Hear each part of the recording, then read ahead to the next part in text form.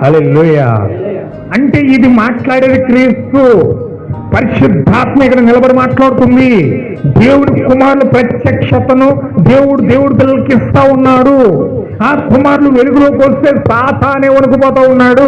అలాంటి భయంకరమైన వాక్యము మీ యొద్దకు నేను ఏ విధంగా తీసుకొస్తున్నానంటే కేవలం క్రీస్తును మాత్రమే మోసుకొస్తున్నాను. భయముతో వస్తున్నాను ఇక్కడికి, వణుకుతో వస్తున్నాను ఇక్కడికి, బలహీనతతో వస్తున్నాను ఇక్కడికి. హల్లెలూయా. ఎందుకంత భయం అంటే దేవుడంటే భయం, దేవుడంటే వణుకు, దేవుడంటే బలహీనత. ఆ శక్తి లోనికి వచ్చాడు బలహీనుడు అయిపోతున్నాడు ఇతను. ఆ శక్తి లోనికి వచ్చినప్పుడు ఇతను ఒక బలహీనుడు. నాకేమి తెలియదు ప్రభువా, నీవే నీ పిల్లలతో మాట్లాడుకో అంటున్నాడు.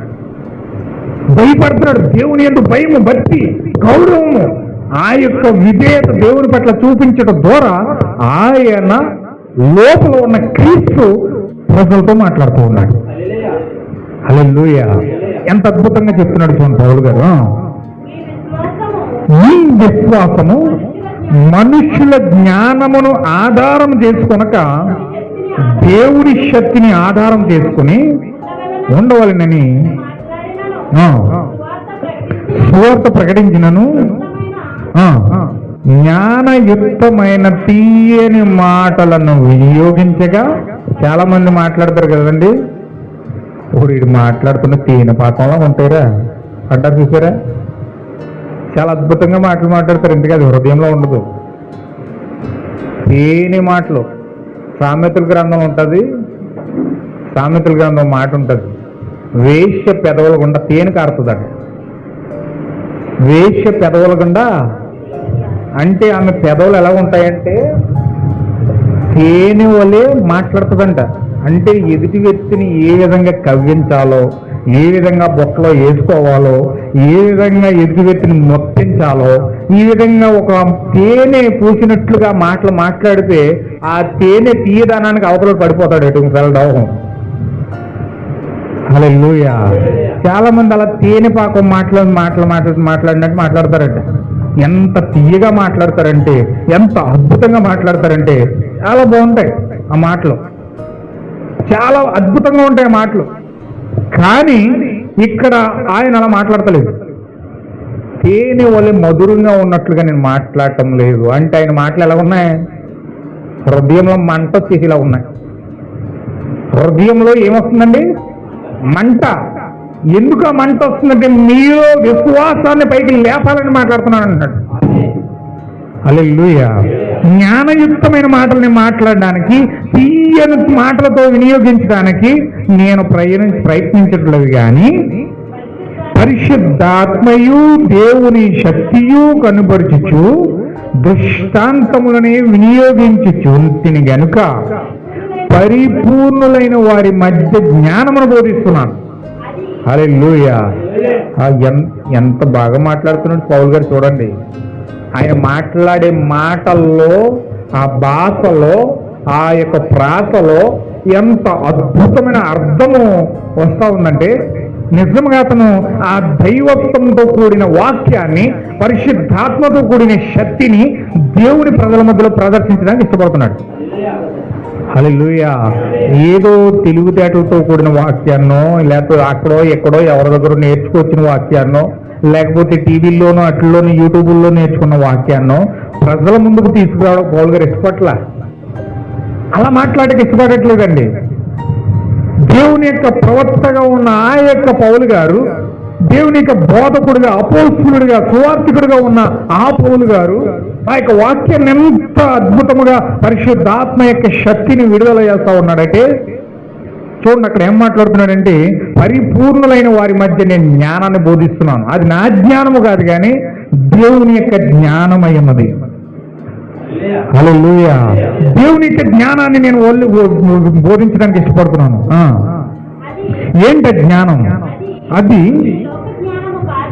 ఈ లోక జ్ఞానము కాదు, నిరర్ధకులైపోవచ్చుని లోకాధికారుల జ్ఞానము కాదు, కానీ దేవుని జ్ఞానము మర్మమైనట్టుగా బోధిస్తున్నాను.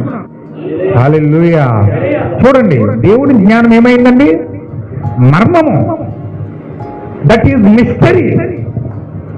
ఆ యొక్క మిస్టరీ, మర్మము దేవుడు దాచిపెట్టాడు. ఆ మిస్టరీని, ఆ మర్మమును దేవుడు రహస్యంగా ఉంచేశాడు. ఆది నుంచి కూడా మర్మంగా ఉంచేశాడు. ఒకవేళ మర్మం కనుక తెలిస్తే, ఆ లోకాధికారుల్లో మర్మం కనుక తెలిస్తే ఏమంటున్నాడు చూడండి అక్కడ, ఈ జ్ఞానము మరుగై ఉండేను. ఏమైందండి?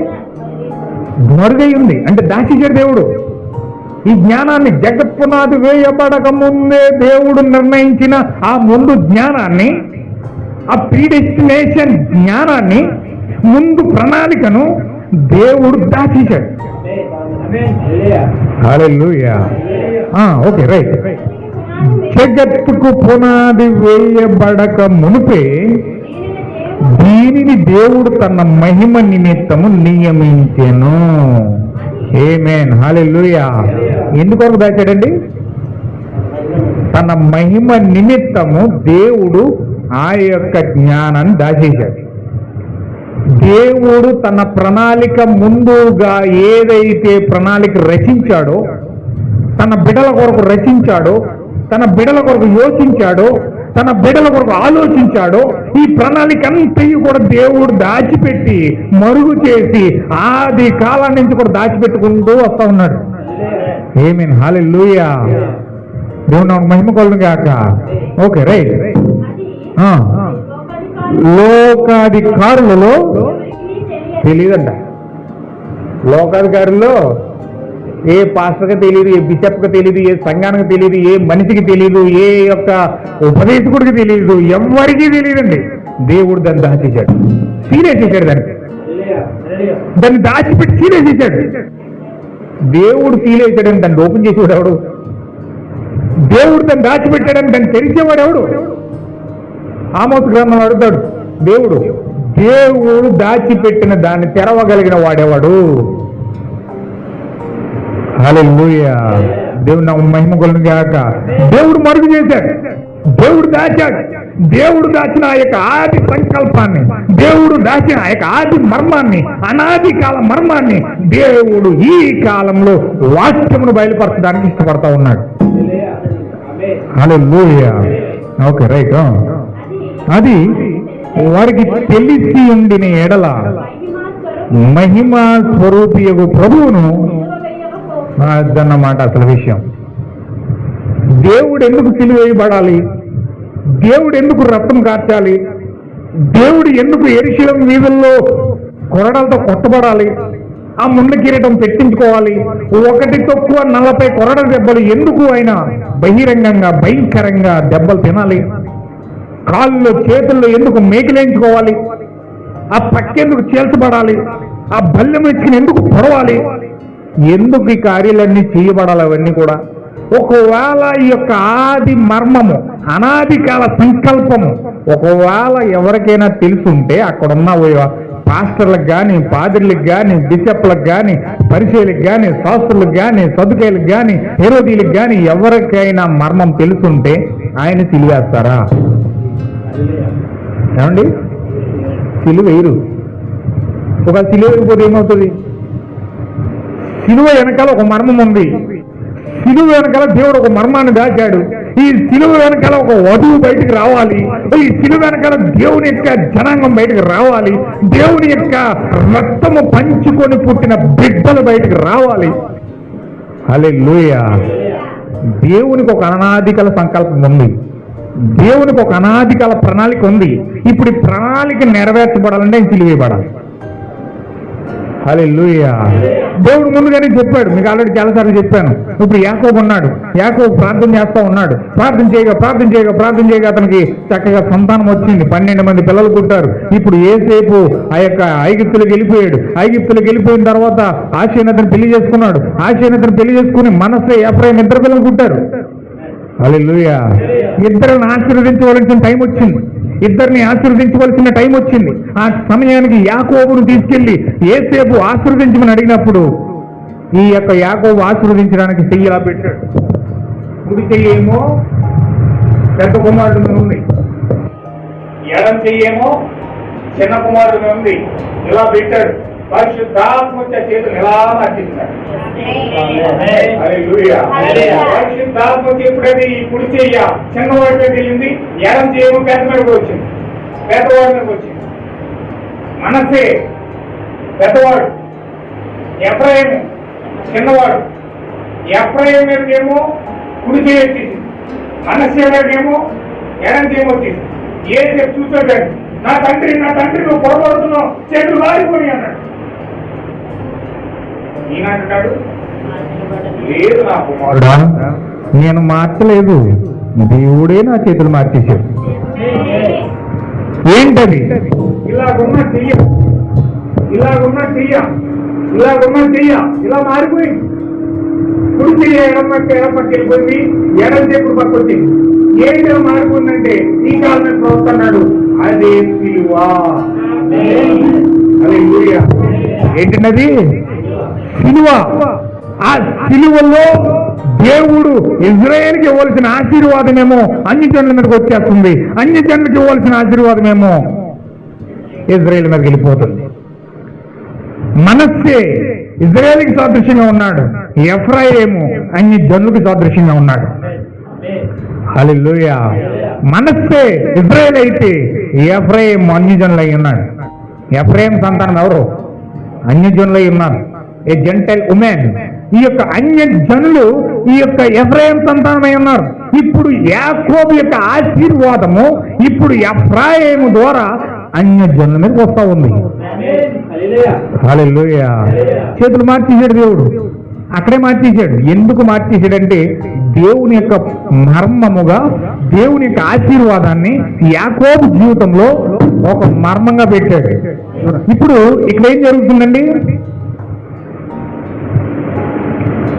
ఈ జ్ఞానము దేవుడు దాన్ని తన మహిమ నిమిత్తము ఏం చేశాడు? దాచిపెట్టాడు. ఒకవేళ వారికి తెలుసుంటే ఖచ్చితంగా యేసుక్రీస్తు సిలువేయరండి. ఈయనే మహిమ స్వరూపి ప్రభువు, వాక్యము శరీరధారి అయిన దేవుడు, యెహోవాయే యేసుక్రీస్తుగా భూమి మీద ప్రత్యక్షమయ్యాడు. ఆయనే దేవుడుగా భూమి మీదకి వచ్చాడు. మానవ శరీరంలో దేవుని యొక్క ఆత్మ వచ్చింది, ఆయన దేవుని యొక్క శరీరంలో నివాసం చేస్తా ఉన్నాడు అని గనక వారికి ప్రత్యక్షపరచబడి ఉంటే, దేవుడు ఆ శరీరంలో నివాసం చేస్తా ఉన్నాడు అన్న సంగతి గనక వీళ్ళు గుర్తించుంటే యేసుక్రీస్తు సిలువైపోయాడు. హల్లెలూయా. కానీ ఒక మనిషిలాగానే కనబడ్డాడు. వడ్రింగ్ కూడా కదా, తొలుపులు డోర్లు అయి చేసి కూడా కదా, ఆ పెయింటింగ్ కూడా కదా, వాళ్ళ తల్లిదండ్రులు మాకు తెలీదా, వాళ్ళ అమ్మ నాన్న మాకు తెలీదా, వాళ్ళ అన్నదమ్ములు మనకు తెలీదా? నీ ఇతను మనిషి అయ్యుండి పాపాలు ఎలా క్షమిస్తాడు? ఇతను మనిషి అయ్యుండి ఆ యొక్క కార్యాలు ఎలా చేస్తాడు, అద్భుతాలు ఎలా చేస్తున్నాడు, స్వస్థతలు ఎలా చేస్తున్నాడు? ఆశ్చర్యంగా ఆ వ్యక్తి వైపు చూస్తున్నారు. కానీ ఇతనికి ఈ శక్తి ఎక్కడ వచ్చింది? ఈ యొక్క ప్రణాళిక ఎలా వచ్చింది? ఇతనికి ఇంత పాండిత్యం ఎలా వచ్చింది? ఇతను ఎక్కడ నేర్చుకున్నాడు?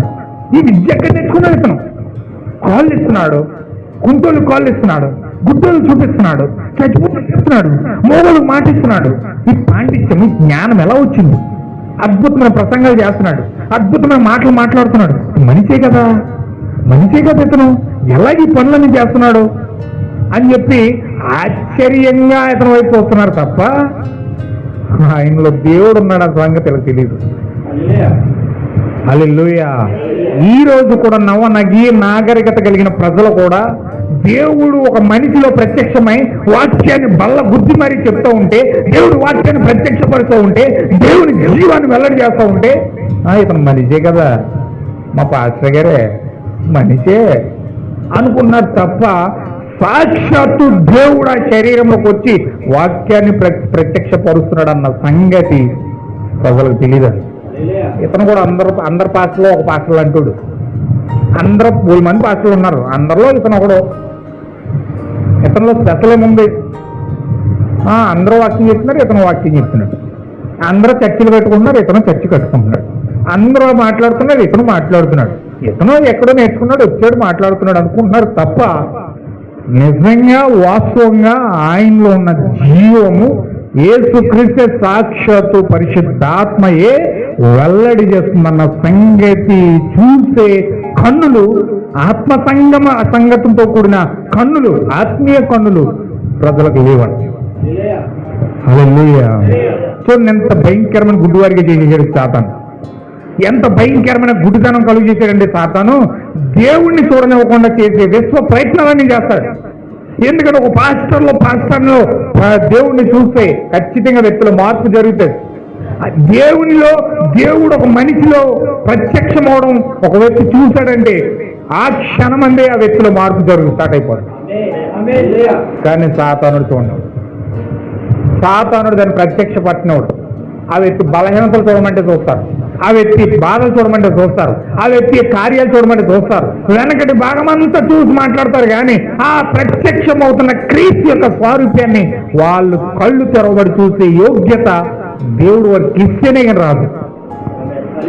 హల్లెలూయా. ఒక పాస్టర్లో దేవుణ్ణి చూడాలంటే ఆ కళ్ళు నీకు తెరవబడాలి, దేవుడు ఆ కళ్ళు తెరవాలి. ఒకవేళ కళ్ళు తెరవాలంటే ఆ సమర్పణ జీవితం దేవునికి ఇవ్వాలి. హల్లెలూయా. నువ్వు ఎంతగా సమర్పించుకుంటావో ఆ సమర్పణ జీవితం నువ్వు లేకపోతే పుల్పిట్ మీద కదులుతున్న దేవుణ్ణి కనబడ్డు. హల్లెలూయా. దేవుని మేంకొలను గాక. ఇప్పుడు ఈ యొక్క సంగతులు వారికి తెలియలేదు, ఇప్పుడు ఈ సంగతులు వారికి అర్థం కాలేదు. యేసుక్రీస్తు ఎవరో తెలియదు. దేవుడు జగత్తున్నది వేయబడక ముందే ప్రణాళిక రచించాడు. ఆ ప్రణాళిక ఒక మర్మయుక్తముగా యాకోబులో బయలుపరిచాడు. కానీ ఎవరికైనా తెలిసిందేది? ఎవరికి అర్థం కాల. ఆ శాస్త్రులకు తెలియదు, అసలు చేతులు ఎందుకు ఇలా పెట్టాడు యాకోబు ఎవరికి తెలియదు. ఆ పక్కన ఏసేపు కూడా తెలియలేదు ఎందుకు చేతులు మార్చాడు, ఎందుకు చేతులు ఎలా పెట్టాడు. ఆ శాస్త్రులకు అర్థం కాల, ఆ పరిచయాలకు అర్థం కాల, ఆ సద్దుకాయలకు అర్థం కాలేదు, ఆ హేరోదీలకు అర్థం కాలేదు. ఈరోజు క్రీస్తు ఎందుకు సిలువేయబడ్డాడో ఈరోజు ఆ యొక్క సంఘ సంస్థలు కలిగిన పాస్టర్లకు తెలియదండి, మత బోధకులకు తెలియదండి, ఆ బైబిల్ కాలేజీ విద్యలు నేర్చుకున్న వ్యక్తులకు తెలియలేదు. హల్లెలూయా. డినామినేషన్ సంఘాలు కట్టుకొని చర్చిలకు వెళ్తున్న వారికి తెలియలేదు ఎందుకు ఆయన సిలువేయబడ్డాడో, ఎందుకు ఆయన రక్తం కార్చాడో, ఎందుకు యెరూషలేము వీధుల్లో అంత భయంకరంగా అవమానపరచబడ్డాడు, ఎందుకు కొరడాలకు పెట్టించబడ్డాడు, ఎందుకు గాయాలు పొందాడు, తుత్తి నీళ్ళుగా కింద నుంచి పై వరకు చీల్చివేయబడ్డాడు, మనుషులు చూడనొల్లకపోయిన సొగసైనను స్వరూపమైన లేకుండా అంత భయంకరంగా చీల్చివేయబడ్డాడు, ఎందుకు బల్లెంతో పొడవబడ్డాడు, ఎందుకు మేకు లేయించుకున్నాడు, ఎందుకు అంత భయంకరంగా 40 కొరడ దెబ్బలు తిన్నాడు ఈరోజు తెలియదండి. పాట ఆడమంటే నాకై చిందించిన రక్తము ఆయనే నా కొరకు చనిపోయేను అని పాట ఆడమంటే పాట ఆడతారు. చక్కగా ఒల్లించమంటే ఆ ఒల్లింపులు చక్కగా ఒల్లిస్తారు బుక్కులు చదివి. హల్లెలూయా. కానీ అసలైన ఉద్దేశము, సిలువ యొక్క అసలైన ఉద్దేశం వారికి తెలియదు, వారికి అర్థం కాలే. ఎందుకంటే ఆ యొక్క అదృశ్యమైన జనాంగంలో వారు లేరు. హల్లెలూయా. ముఖ్యమైన ఉద్దేశం ఏంటండి? దేవుని యొక్క జగత్తుకు పునాది వేయబడక మునుపే ఒక అదృశ్యమైన జనాంగాన్ని దేవుడు ఎన్నుకున్నాడు. ఆ అదృశ్యమైన జనాంగంలో వీరు లేరు కనుక దేవుడు వీరికి బయలుపరచలేదు. హల్లెలూయా. దేవుడు నాకు మహిమ గాక. ఇప్పుడు చదువుదాం, ఎందుకంటే దేవుడు మీరు నేర్చుకుంటా ఉన్నారు చక్కగా, ఇప్పుడు వరకు నేర్చుకుంటున్నారు చక్కగా. దేవుడి జ్ఞానం ఏం చేశాడండి? మరుగు చేశాడు, దాచిపెట్టాడు. ఎవరిని దాచిపెట్టాడు? దేవుని కుమారులు కుమార్తెలను దాచిపెట్టాడు. నిన్ను నన్ను దాచిపెట్టాడు. దేవుడు ఆది ప్రణాళికలో దేవుడు నీ కోసము నా కోసము దేవుని కుమారుల ప్రత్యక్షత కోసము ఏదైతే ప్రణాళిక రచించాడో ఆ ప్రణాళికను దాచిపెట్టాడు. అర్థమైందండి? వాక్యం ద్వారా మీకు రుజువు చేశాను దాన్ని, చక్కగా దాన్ని క్లుప్తంగా వివరించాను దాన్ని. ఎందుకంటే దేవుడు జ్ఞానాన్ని మరుగు చేశాడు. పౌలు గారు ఏమంటున్నాడంటే, ఇది నేను మర్మమైనట్టుగా మాట్లాడుతున్నాను, ఇది లోకాధికారుల్లో ఎవరికీ తెలియదు అంటున్నాడు. నిజంగా తెలియదు. ప్రపంచంలో ఎంతమంది బోధకులు ఉన్నారు కానీ, పెద్ద పెద్ద పేరుగాంచిన బోధకులు ఉన్నారు కానీ, ఎవరికి దేవుని యొక్క ప్రణాళిక జగత్తుకు పునాది వేయబడక ముందే దేవుడు వేసిన విమోచన ప్రణాళిక ఈరోజు ఎవరికి తెలియదు. హల్లెలూయా. ఓకే, చదువుతాం. ఆదికాండం ప్రకటన గ్రంథంలో వెళ్ళిపోదాం. 10వ అధ్యాయంలో వెళ్ళిపోదాం. 10వ అధ్యాయము. బలిష్ఠుడైన దూత. ఏంట మర్మము అని మనం ఇప్పుడు చూస్తే, బలిష్ఠుడైన ఒక దూత పరలోకం నుంచి దిగి వచ్చిట చూచి తిని, ఆయన ఏమై ఉన్నాడండి? ఇదిగో ఈ మేఘం ఎందుకు వేసాం ఇక్కడ? ఎందుకు ఈ మేఘం వేసామంటే, ఈ మేఘమును కూర్చిన బయలుపాటు ఎక్కడ ఉన్నదంటే ఇక్కడ ప్రకటన గ్రంథం 10వ అధ్యాయంలో కనబడుతుంది. హల్లెలూయా. ఆయన ఎలా ఉన్నాడు? మేఘము ధరించి ఉన్నాడు. ఆయన శిరస్సు మీద ఏమై ఉన్నది? వర్షధనుసు ఉంది. వర్షధనుసు అంటే మనకు తెలుసు, దాన్ని ఏమంటామంటే రెయిన్బో అంటాం. మీకు వర్షాలు కురిచినప్పుడు రెయిన్బో వస్తుంది. రెయిన్బో ఇంద్రధనుసు ఉంటుంది. ఇంద్రధనుసు కాదు, అసలు ఇంద్రధనుసు కాదు, ఇంద్రుడు అని ఒక పేరు పెట్టారు వాళ్ళు హిందువులు. అయితే అది ఇంద్రధనుసు కాదు, వర్షధనుషు, రెయిన్బో అంటారు. ఎందుకు వర్షధనుసు అంటే, నోవహు కాలంలో దేవుడు జలప్రళయం రప్పించాడు. నోవహు కుటుంబాన్ని తప్ప మిగతా భూప్రపంచాన్నంతయు కూడా మొత్తం వర్షంతో 150 రోజులు ప్రచండమైన వర్షాన్ని కురిచి మొత్తం భూభాగం అంతా 2 తాడి చెట్లంత ఎత్తు, పర్వతాలు మునిగిపోయినంత ఎత్తు వాటరు మొత్తం ప్రపంచం అంతా నిండిపోయింది. చెట్లు, చేమలు, జంతువులు, పక్షులు మొత్తం టోటల్ అన్ని చచ్చిపోయింది. నీటిలో మొత్తం పీనుగులై తేలిపోయినాయి. అయితే దేవుడు దాన్ని చూసి చాలా పశ్చాత్తాపడ్డాడు, కన్నీరు కార్చాడు. అయ్యో, ఇంత అందంగా చేసిన ప్రపంచాన్ని పాపము ద్వారా వీళ్ళు ఏ విధంగా శవాలైపోయారు వీళ్ళు అని దేవుడు తనలో తాను పశ్చాత్తాపడి నోవహుతో ఒక ప్రమాణం చేశాడు. ఆ ప్రమాణం ఏంటంటే, నోవహు మరలా భూమి మీద ఎప్పుడు కూడా ఇలాంటి ప్రళయాన్ని తీసుకురాను, భూమి మీద మరలా ఇటువంటి ప్రళయాన్ని తీసుకొచ్చి ప్రపంచాన్ని నేను నాశనం చేయడానికి పూనుకోను అని చెప్పి నోవహుతో ప్రమాణం చేసి, నోవహుతో ఒక నిబంధన చేసి, ఆ నిబంధనకు గుర్తుగా దేవుడు వర్షధను పెట్టాడు. హల్లెలూయా. అందుకే మనకి పూర్తిగా ఎక్కడైనా వాయుగుణం పడుతుంది అనుకోండి, వాతావరణం చల్లగా మారిపోయినప్పుడు మీరు బయటకు వచ్చి చూడండి, ఏదో మీకు రెయిన్బో కనబడుతుంది. ఎందుకు రెయిన్బో కనబడుతుంది అంటే, దేవుడు ఉగ్రత కురిపించి ఎప్పుడైతే భూమిని నాశనం చేసేద్దామని ఒకవేళ మర్చిపోయి ప్రళయాన్ని తీసుకొస్తానికి సిద్ధపడ్డాడో వెంటనే రెయిన్బో ఇలా పైకి లేచిపోతుంది. దేవుడు ఆ రెయిన్బోని ఇలా చూసినప్పుడు వెంటనే గుర్తు చేసుకుంటాడు, నోవహుతో చేసిన నిబంధన జ్ఞాపకం చేసుకుంటాడు. నోవహుతో చేసిన నిబంధన జ్ఞాపకం చేసుకుని ఈ ప్రళయాన్ని వెనకపోమంటాడు. దేవుడు నన్ను మహిమ కొలను కాక. ఇక్కడ ఎంత కోసం జరుగుతుంది మరి. ఒక తుఫాను భూమిపైకి రావాలంటే వెంటనే అక్కడ రెయిన్బో వచ్చిందని కూడా దేవుడికి వెంటనే గుర్తొస్తుంది. నోవహుతో చేసిన నిబంధన గుర్తొచ్చి ఈ ప్రళయాన్ని, తుఫాన్ని, వాయుగుండాన్ని బయటకు పంపమంటాడు. హల్లెలూయా. అయితే దేవుడు ఒక నిబంధన చేశాడు, ఆ రెయిన్బోని గుర్తుగా పెట్టుకున్నాడు. అందుకే దానికి వర్షధనుషు అని పేరు వచ్చింది.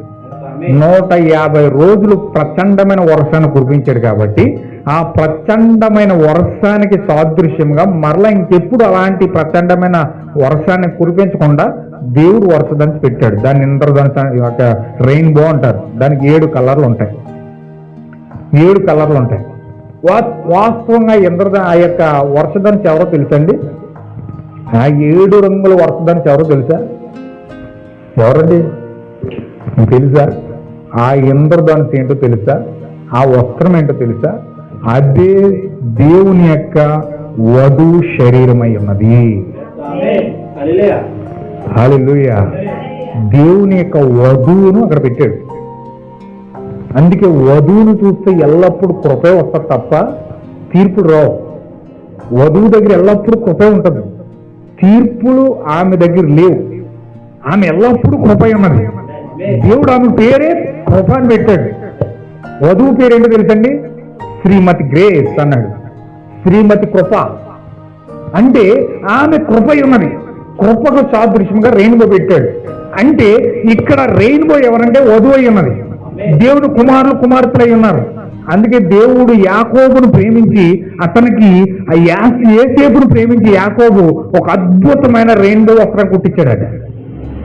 7 రంగుల వస్త్రం కుట్టించాడట, రెయిన్బో కలర్. ఆ రెయిన్బో కలర్ ఎప్పుడైతే అన్నదమ్ములు చూసారో అసూయ చేసింది. మేము అన్నదమ్ములు కాదా, మేము పిల్లలం కాదా, మేము పిల్లలం కాదా, మాకెందుకు కుట్టించలేదు, మాకెందుకు అలాంటి వస్త్రాన్ని ఇవ్వలేదు. హల్లెలూయా. ఈరోజు ప్రపంచంలో ఉన్న అందరూ అడుగుతారు, మేము క్రైస్తవులు కాదా, మేము పరిశుద్ధాత్మ పొందుకోలేదా, మాకెందుకు పరిశుద్ధాత్మ ఇవ్వట్లేదు, మాకెందుకు పరిశుద్ధాత్మ రావట్లేదు అని అడుగుతారు. ఎందుకు రాదు? ఎవరు నీకు? దేవుడు ఎవరినైతే అదృశ్య ప్రపంచంలో ఎన్నుకున్నాడో వాళ్ళకి రెయిన్బో. దేవుడు ఎవరినైతే అదృశ్య ప్రపంచంలో దేవుడు కుమార్తెలుగా జగత్తున్నారు వేయబడక ముందే ఆయన ఒక ప్రణాళికలో ఆ బిడ్డలను రచించుకున్నాడు, వాళ్ళకి రెయిన్బో ఇస్తాడు. వాళ్ళు రెయిన్బో అయి ఉన్నారు. హల్లెలూయా.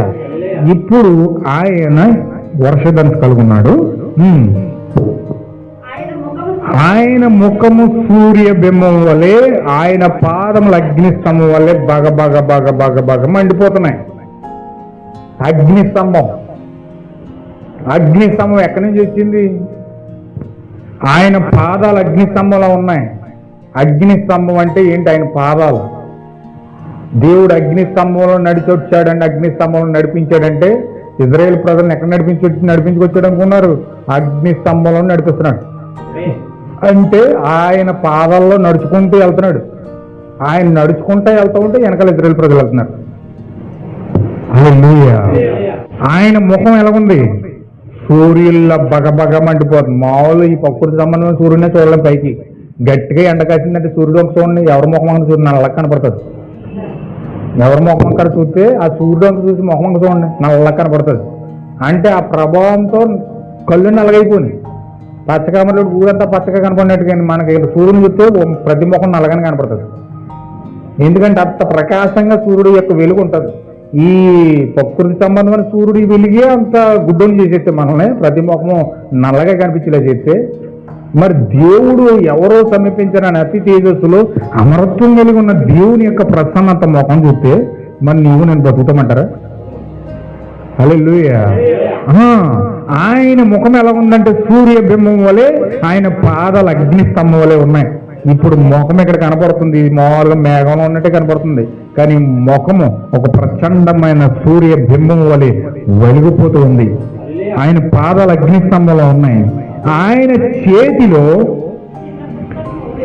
విప్పబడి ఉన్న ఒక చిన్న పుస్తకం ఉన్నది. ఏంటి ఆ పుస్తకం అంటే అదే దేవుని యొక్క విమోచన ప్రణాళిక యొక్క పుస్తకం. హల్లెలూయా. ఇప్పుడు ఈయన ఎక్కడికి వస్తున్నాడంటే చూడండి, ఈయన విప్పబడి ఉన్న చిన్న పుస్తకాన్ని తీసుకొని వస్తున్నాడు. ఇప్పుడు అందులో విమోచన ప్రణాళిక ఉంది. భూమి మీద ఏ మనిషికి తెలియదు, భూమి మీద ఏ మనిషి కూడా తెలీదు. దీన్ని అలా ఉంచండి. ఒక్కసారి 5 అధ్యాయం చదువుదామండి. ప్రకటన 5 అధ్యాయం.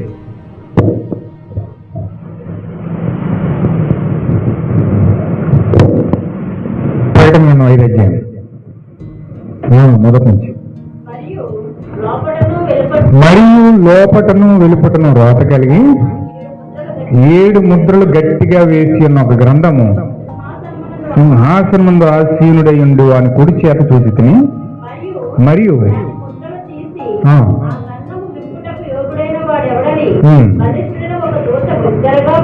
ఇదనమాట. అంటే ఆ యొక్క దూత చేతిలో ఏముందంటే 7 ముద్రల గ్రంథం ఉంది. అది సింహాసనం ముందు ఆసీనుడు అని ఉండు అని కుడి చేతిలో ఉంది. అది దానికి లోపల వెలుపల కూడా రోత కలిగి ఉందన్నమాట. ఇప్పుడు అందులో ఒక మర్మం ఉన్నాయి, అనేకమైన మర్మాలు. భూమి భూమి స్టార్ట్ అయింది మొదలుకొని భూమి అంతమయ్యే వరకు ఏ విధమైన మర్మాలు ఉండాలో ప్రతి మర్మాన్ని కూడా దేవుడు అందులో రోత కలిగి లోపల బయట కూడా సీలేసేసి 7 ముద్రలు గట్టిగా సీలేసి ఒక గ్రంథము అక్కడ సింహాసనం మీద కూర్చున్న వ్యక్తి మీద కుడి చేతిలో ఉందన్నమాట. అది మరియు దాని ముద్రలు తీసి ఆ గ్రంథం విప్పుటకు యోగ్యుడెవడని బలిష్ఠుడైన ఒక దేవదూత దగ్గరగా ప్రచురించగా, అక్కడ ఆ కుడి చేతిలో ఉన్న సింహాసనం మీద కుడి చేతిలో ఉంది. ఇప్పుడు ఆ యొక్క దూత ఏమంటుందంటే ఆ గ్రంథాన్ని విప్పడానికి ఎవడైనా యోగ్యుడున్నాడా అని అడుగుతుంది. సింహాసనం మీద ఆసీనుడైన కుడి చేతిలో ఉన్నది. ఇప్పుడు ఆయన అడుగుతున్నాడు సింహాసనం నుంచి, ఎవరైనా యోగ్యులు ఉన్నారు ఈ గ్రంథాన్ని ఇప్పటికి దేవుని యొక్క ప్రణాళిక చెప్పడానికి? అక్కడ యోహాను ఉన్నాడట, అక్కడ దావీదు ఉన్నాడంట, అక్కడ అబ్రహాం ఉన్నాడంట, అక్కడ దానియేలు ఉన్నాడంట, అక్కడ షడ్రక్ మేషక్ అబేద్నెగోలు ఉన్నారట, అక్కడ ఇస్సయా ఉన్నాడంట, అక్కడ ఇర్మియా ఉన్నాడంట, ప్రవక్తలందరూ అక్కడ ఉన్నారట. ఏమా